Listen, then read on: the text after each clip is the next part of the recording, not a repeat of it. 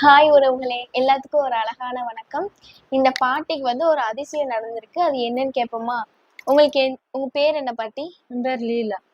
எந்த ஊர்லேருந்து வரீங்க? புளியங்குளம். இது நீங்க எத்தனாவது வரும்? 2வது வாரம் வரும். என்ன பிரச்சனைக்காண்டி வந்தீங்க?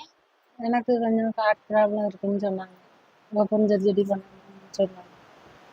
அதனால வந்தேன். அம்மா என்ன சொன்னாங்க?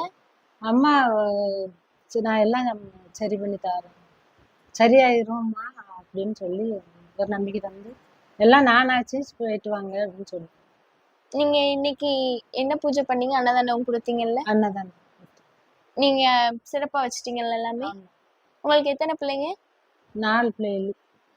4. ஒரு பையன் இறந்துட்டான். 3 பொண்ணு. 3 பொண்ணுமே என்ன படிச்சிருக்காங்க?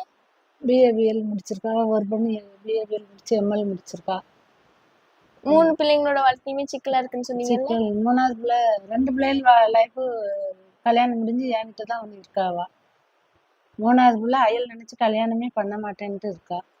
இப்ப அம்மா வந்துட்டு போன பிறகுதான் இப்போ கொஞ்சம் எங்க அக்கால வந்து எங்க அக்கா மேல இங்க இருக்காவா. அதனால அயலை அனுசரிச்சு போற பையன் கிடைப்பானா அப்படின்னு சொல்லி அவ ஃப்ரெண்டு கேட்டதுக்கு சொன்னாலும் இவ்வளவு நாளும்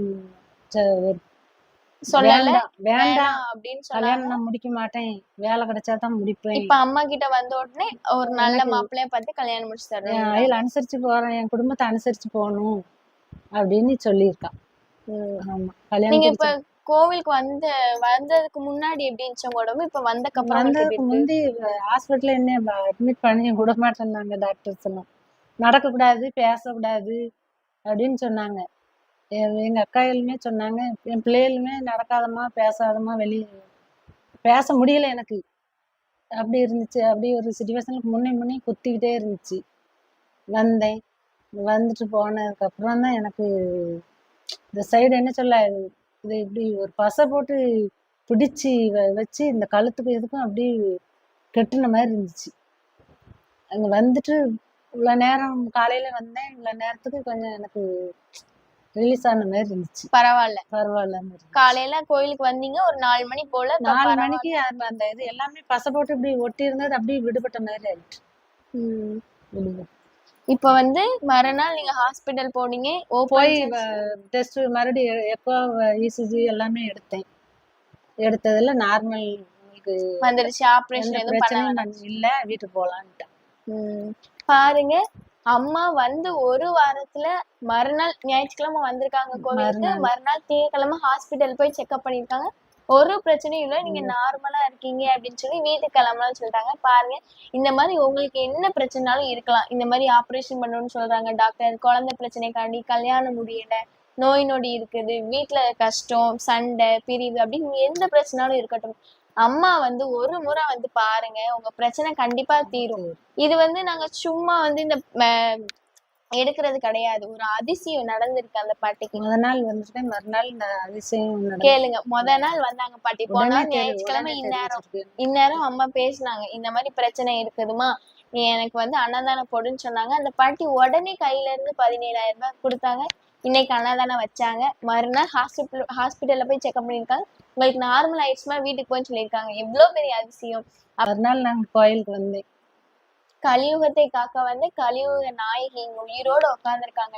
நீங்க ஒரு முறை வந்து பாருங்க, உங்களுக்கே அவளை பிடிச்சுக்கணும். அம்மா நாங்க சொல்லணும்னு அவசியமே இல்லை, நீங்களே அடுத்த வாரம் ஓடி வருவீங்க. அப்படிப்பட்ட ஆத்தா தான் இங்க இருக்கிறா. இது வந்து நாங்க உலக மக்களுக்கு எல்லாம் தெரியணும்னு காண்டிதான் இதெல்லாம் நாங்க எடுக்கவே செய்யறோம். நாங்க வந்து புகழ்ந்து பேசணும் அப்படிங்கிறது கிடையாது. இந்த மாதிரி பிரச்சனை எத்தனையோ பேர் நம்ம கஷ்டப்பட்ட மக்களுக்கும் இந்த மாதிரி நல்லது நடக்கணும் காண்டிதான் இந்த மாதிரி நாங்க 8 நாள் ஆயிருக்கும். நான் ஆபரேஷன் பண்ணி எனக்கு 10 நாள் ஆயிருக்கும். நான் ஆபரேஷன் உங்களுக்கு யாருமே அந்த கோவில சொன்னா? என் மகளோட ஃப்ரெண்டு ஷாஜகாரன்.